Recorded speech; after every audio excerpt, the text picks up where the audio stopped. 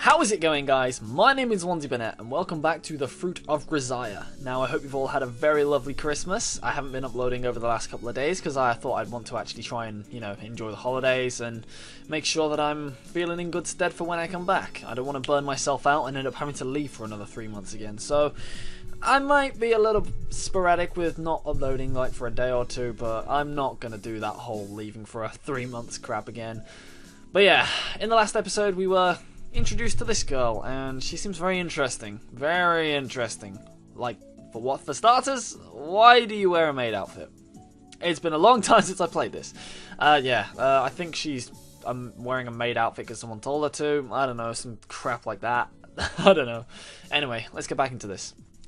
Well then, let's begin with the tour of the I can't even remember what I gave her. I can't even remember what voice I did for her. That's... Oh well, you can have some kind of soft British accent, I don't know. Yeah, if you would. Da-da-da-dum. The maid slowly begins to walk, but quickly comes to a stop in front of the management room. Ah, okay. Stops dead. She's staring at me with an expression that clearly indicates she has something to say. What's wrong? You need something? Well, I forgot to inquire as to how you'd prefer me to address you. Come to think of it, you're right. I'm sorry. Well, you can call me whatever you want. ... Okay, whatever you want. I'm Dad. Damn it. In that case, would it be acceptable if I addressed you as Yukun? We've got them pretty familiar all of a sudden. Okay. Let's not have that. Okay, let's just get rid of you real quick. And that screwed up my dimensions. I'll be right back. They told me not to play this when I'd had a drink, because I knew I'd mess something up. Anyway, we've gotten pretty familiar all of a sudden. Then, would Kazami-san be more to your liking? Sure. Anyway, I'll call you Sachi. Sachi. My bad, would Sachimon be better? No, I'm quite alright with Sachi. Her expression didn't change in the slightest, but her eyes, at the moment she spoke those words, had a strange forcefulness. That's so. Alright, Sachi, best regards and all that. Yes? Judging from her smile, it seems she doesn't dislike being called Sachi. Well, she wants you.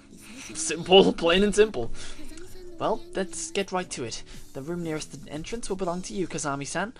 Nameplate seems to say it's the management room, though. According to what I heard from Principal Tachibana, the idea was that you might serve as the superintendent of the dormitory while living in this room. In other words, she wants me to play the prison guard. Well, at the very least, 3 out of the 6 students living in this dorm are females. It would probably be prudent to have a room as far as possible from there to avoid potential trouble. Mind if I take a look inside? Of course. This is the key to the room. Feel free. Okay, let's go in and have a nosy on into my bedroom. And it's fairly nice. White rooms are a bit weird. Like, I hate white walls. They irritate me. Obviously, you can probably see my room here, but it's got white walls. Well, I say white, it's like a light bluish. I can't really show you, but yeah. I always like having hardwood floor, though. Hardwood floors are really cool. I've got a carpet here, and it's a bit upsetting. I really wish I had hardwood floor. At least then I could put out like a mat or something, I don't know. I just like the formness of it. It's really quite a stylish thing for me. While I open the door with the key she hands me, a prominently placed set of kitchen and household goods catches my eye. They seem to be in good shape, and I can confirm with a glance that the room itself would be more than adequate living environment given my needs. 1 fire alarm and 2 sprinklers are installed in every room in the dorm. Got it. She seems to have guessed my thoughts from the direction of my gaze. ... That would be a walk-in closet with a floor space of about 2.5 square meters. As a little test, I focus my eyes on a different point of interest, and she provides an explanation in the same way. Although she's a little off in some departments, she seems to be pretty sharp in other aspects. I see. Looks like there won't be any problems. As I speak, I twist the faucet over the sink. Was someone using this room before I came? No, I'm certain it was unoccupied for at least 4 months. The water's pretty clear, considering. Well, the building itself is quite new. Before you arrived, this room was occasionally used as something of a storehouse, so it's possible someone used the water recently. I, myself, would sometimes fill my water bucket here while cleaning. I see. I twist the faucet to stop. I'm just going to do that real quick. My microphone needs a little bit of twisting because it's in a strange position. I probably should have sorted this out off screen of recording, but it's silly. I haven't touched this room for a bit. People have moved my stuff around. I twist the faucet to stop the water and drop the luggage I've been carrying on the spot and promptly leave the room. That's good, mate! Next, this open space just inside the entrance is something of a common area for all of us. The standard student dorm community space, is it? Yes, in particular, Maki-chan and Amani-san spent a lot of time here. That's so. Okay, just go away, Eric. No! Go away! Get out of my face! No! Why does it always do this to me? Stop it! Thank you. Why does everything have to get silly on me when I record? How could this happen to me? That's so. Although I haven't heard those names before, there must be other students. Also, this door next to yours leads to a boiler room. The stairs are opposite. And further on there are 4 rooms, of which the third room next to the stairs is mine. I'd heard there were 11 rooms in total. Any reason why you picked one on the first floor? Well, as you know, my name is Sachi. Apparently that sort of rhymes with room 3. And I was encouraged to... I get the idea. Sachi, room 3, Sachi... Oh, I don't get it. I don't get it. This is the second floor. This floor contains only personal rooms. With the exception of myself, all the students live here. Which would mean 2 of these are vacant. Yes, room 7 and room 9 are currently unoccupied. That's good to know. The third floor is structured as a bathhouse, designed around this ground bathroom. Okay. On the other side of the stairs is a laundry room and space reserved for clothes drying racks, so please use them when necessary. Why is there just a casual spa? It's not even a bathhouse, it's a spa. This school has a spa. Why? Why? Why was that a necessary thing when planning? Why do I question these games? If doing laundry is problematic for you, please inform me and I will be happy to take care of it on your behalf. Wouldn't taking care of someone else's chores be a nuisance? It's only natural for the class representative... No! You don't do someone else's laundry! Just... I don't like this. It's irritating me. Alright, I'll keep that offer in mind. Please do. There's no reason to refuse outright when the offer's delivered with such an earnest smile. Ah. By the way, can we use this grand bathroom as we please? Yes, it's maintained periodically by a specialised contractor, so excluding cleaning, it's available 24 hours a day. However, as there's no separate space for male and female bathing, I would ask you to leave this note on the entrance door when you enter. As she speaks, she hands me a card that reads, "In use, male bathing." Sure, I think I might take advantage of it pretty often. The view appears pretty nice. Imagine that though, imagine having a spa that you could see the sea from. That would be beautiful. I would love that, like... Or even just having like a giant bay window like that you could see out and see the sea. That's absolutely perfect. It is indeed. There aren't many tall buildings besides the schoolhouse in this area, and the window's glass is 75% transparent, so it's possible to watch the sun setting into the sea. Oh, that's really nice. An ocean view, huh? Not bad. If you'd like, you can give it a try right now. As she speaks, I notice Sachi's already holding a towel and a change of clothes in her hand. I'm getting close to the edge. I'm getting very close to the edge of Swagnet. And I don't want Swagnet to come out in episode 3. So that needs to be for very, very important moments. That needs to be for the stuff that I really can't comprehend. Ugh. You're pretty well prepared. Most people who see this grand bath are struck by the urge to give it an immediate try. I see. The fruit of your experience, is it? What's wrong? Instead of a change of clothes for you, it seems I have accidentally bought my own. As if to demonstrate, female underwear slips out from among the clothes in Sachi's hand. Is this a declaration that you want to bathe together? No, that wasn't my intention. I apologise. I really don't think there's anything to apologise for. Thank you. Who are you? What is wrong with you?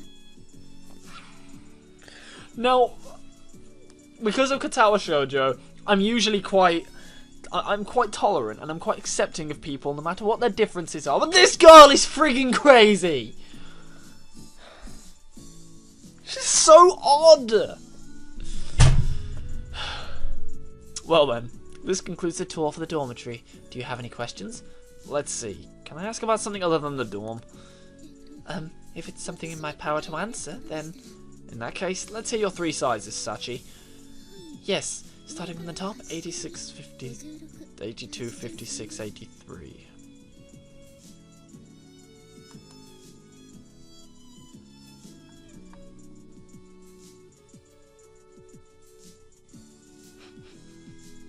Why?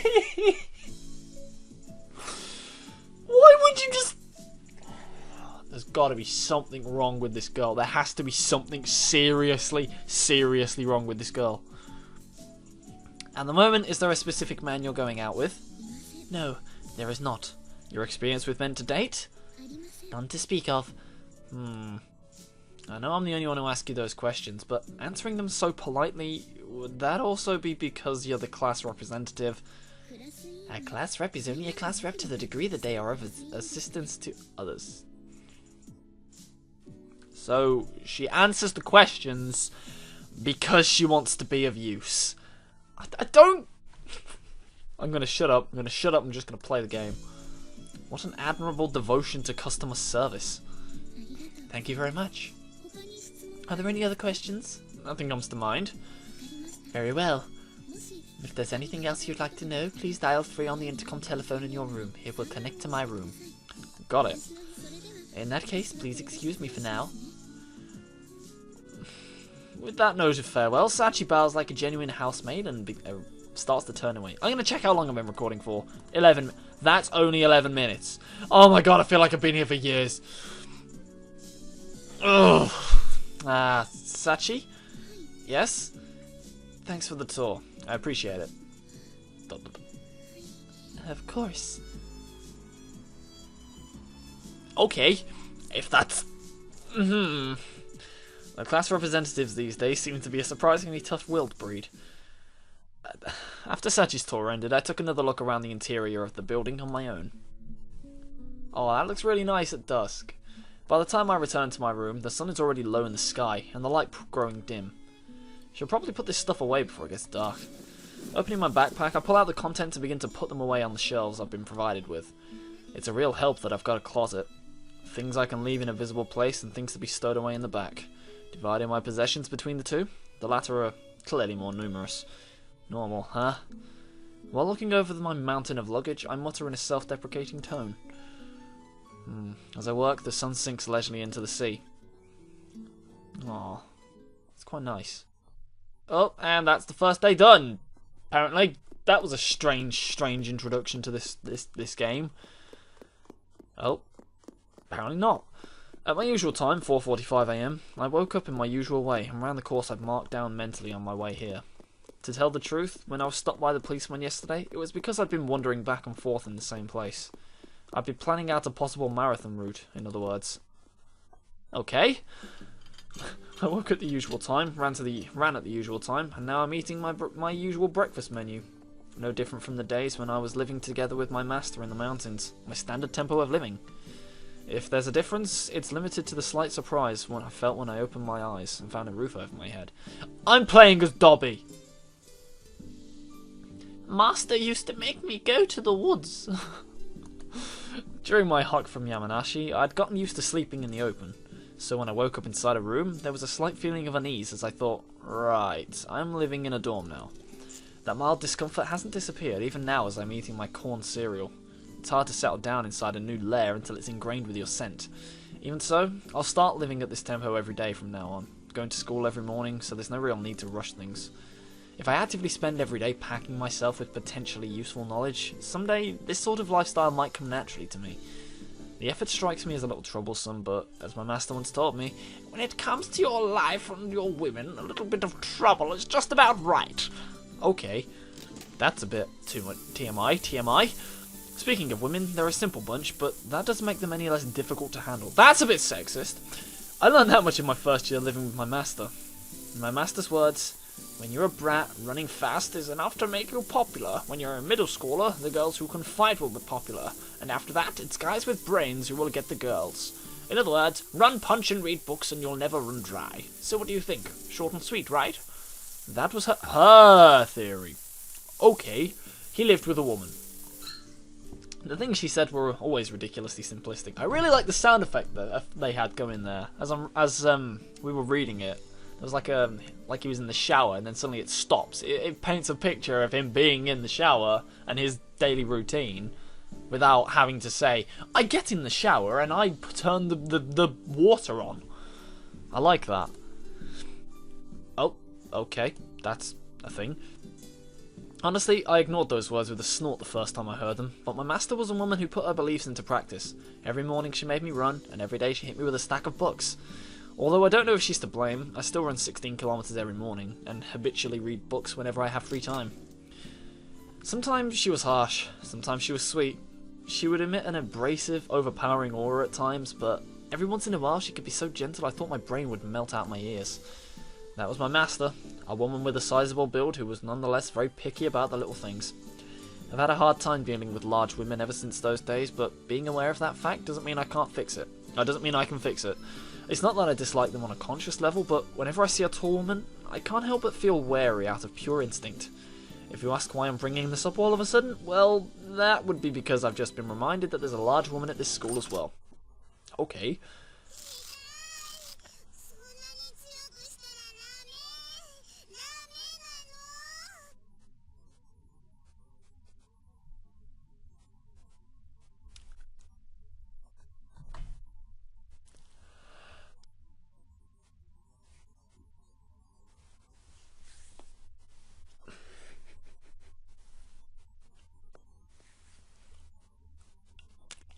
Sorry, what?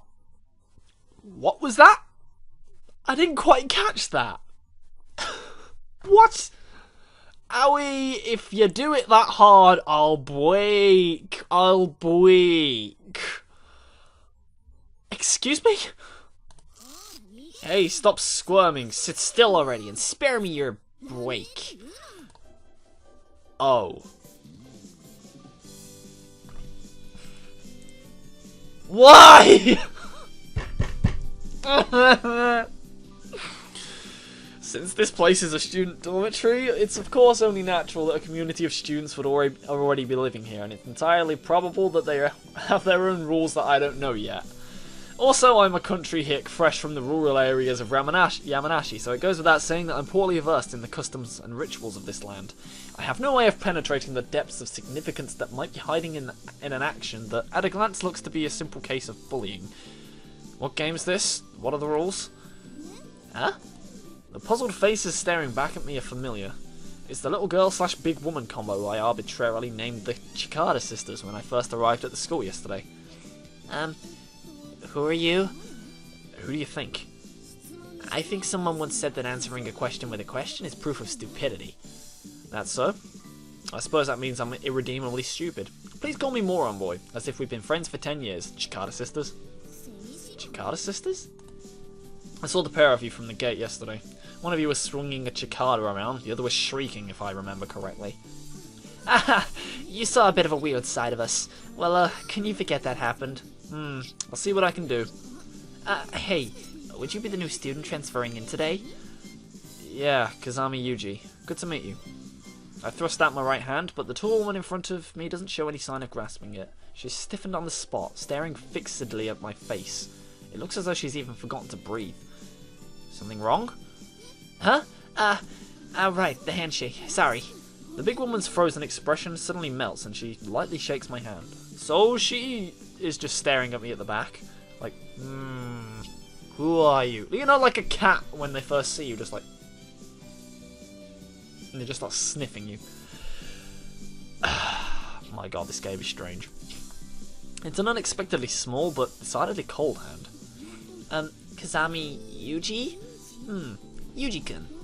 Huh, I see. I'm Suamani. Nice to meet you, Yuji-kun. ... Come on, Makina. Aren't you going to introduce yourself? Why do I... He's not going to bite. Your name? Makina. Irisu Makina. Iris... Makina? Iris is a Greek god, and isn't Makina a Latin word? Literally translated, it would be something like Mecha Rainbow Goddess? No! No! Wrong! What country are you from? You might not guess it from the way it sounds, but it's Irisu and Makina. Irisu Makina. She's Japanese. Wasn't she speaking English just now? She's a bit linguistically confused. She flew around all sorts of foreign countries with her parents up until she was 6 years old. I see. Well, good to meet you. ... Staring at my outstretched hand in silence, Makina clings to Amane's back as if trying to hide herself. What's wrong? Sorry. This girl is pretty shy around strangers and not really used to boys. She spent a long time in the hospital, for one thing, and she hasn't met many guys around her age. I think she's a little confused on how to deal with you. I withdraw the hand I'd been holding out towards Makina. There's no need to force her to deal with me in the first place, I guess. It's fine. If we spoil her like that, she'll never change. Come on, Makina. How about a handshake? Ooh, what's this? For God's sake. Don't give me ooh. Kids who can't manage a proper greeting don't get any snacks. Is don't get any snacks supposed to be an effective threat in this day and age? Or so I thought. But hearing those words, Makina bites her lip tightly and extends her right hand towards me with a strained expression. I gently clasp her small hand to put on a natural-looking fake smile I learned from my master. I'm Kazami Yuji. Good to meet you. I'm Irisu Makina. Nice to meet ya. Her voice is small and marked by a distinct lisp. Her hand is as tiny as her body, and it's hot like that of a child. See? He's not so scary, right? Let's not just say hello. How about you two talk a bit? Hi Kyle, let's just wait for that to go. I love it when that happens. What's your favorite animal? I like dogs. What about it? An answer before the question this time. I'm not really the indecisive sort. I don't hesitate when I need to come up with an answer, even more so when I have an important decision to make. Compared to failing without even trying, I'd rather take action at the risk of a mistake. Ooh, very cool. Are you mocking me? Perish the thought. Then why'd you laugh? Why do you think? I've heard answering a question with another question is a sign of stupidity. Get fucked! Oh, savage! Oh my, I suppose that means I'm an idiot. From now on, please call me Moron Girl, as if we've been friends for 10 years. Got it, Moron Girl. I'm laughing now, but say that again and it won't end well. What a troublesome woman. Oh, you're leaving already? I don't feel like being late on my first day. There's still an hour until class starts, you know. I'm used to waiting. I'll kill time sightseeing over there or something. I'm not going to say that's a bad idea, but it seems a little weird. I get that a lot. Well, I'll see you in class. Yuji-kun, wait a second. What? Mind if I ask you a question as well? If it's something I can answer. Well... ... Sorry, never mind. If you've got something to say, spit it out. No need to hold back. I'll ask you a little later, after I've gotten my thoughts together. I see. And that is where we're going to leave this episode, because I'm so close to breaking point with this game. I can't quite deal with how annoying this is at sometimes. It's like, I don't get it. I just don't get it. Anyway, thank you for watching, guys. Hope you enjoyed this episode. If you have, don't forget to leave a like and all that good stuff. And I will see you later. Take care of yourselves. Bye-bye.